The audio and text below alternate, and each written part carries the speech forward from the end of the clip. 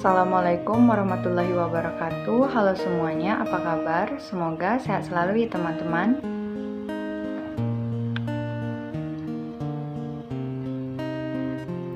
Sebelum kita ke materi, ada baiknya kita kenalan dulu ya.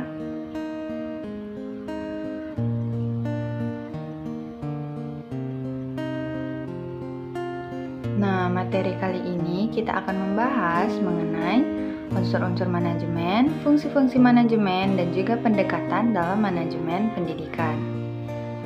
Kita masuk ke materi yang pertama, kita akan membahas mengenai unsur-unsur manajemen.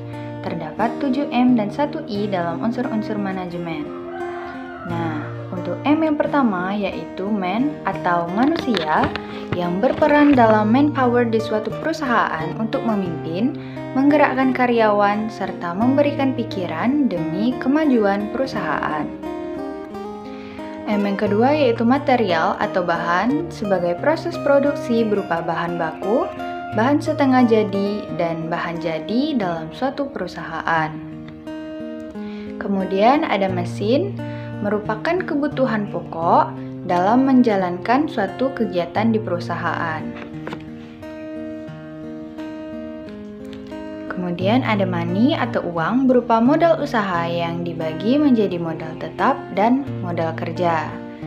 Ada method atau metode, penggunaan metode yang tepat guna menghindari terjadinya inefisiensi dan pemborosan.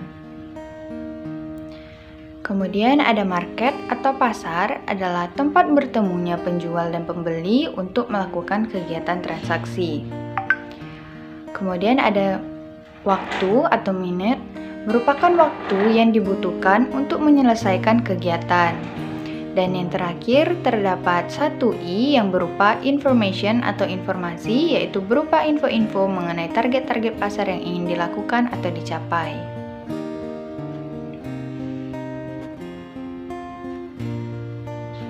Masuk ke materi yang kedua, kita akan membahas mengenai fungsi-fungsi manajemen.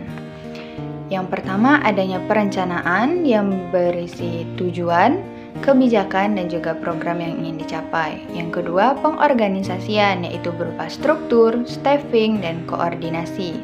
Yang ketiga, adanya pelaksanaan, berupa motivasi, memimpin, dan mengawasi. Yang keempat, adanya pengawasan berupa biaya, kualitas, dan juga kuantitas.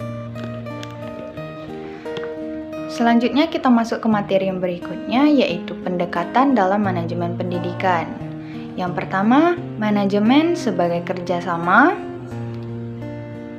Yang kedua, manajemen sebagai suatu proses.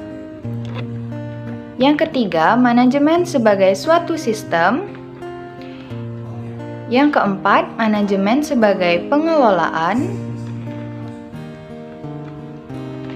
Yang kelima, kepemimpinan dalam manajemen. Yang keenam, pengambilan keputusan manajemen. Yang ketujuh, komunitas dalam manajemen. Dan yang terakhir, ketatausahaan dalam manajemen. Nah, saya rasa itulah materi yang dapat saya sampaikan. Semoga dapat bermanfaat bagi kita semua. Sekian dari saya. Wassalamualaikum warahmatullahi wabarakatuh.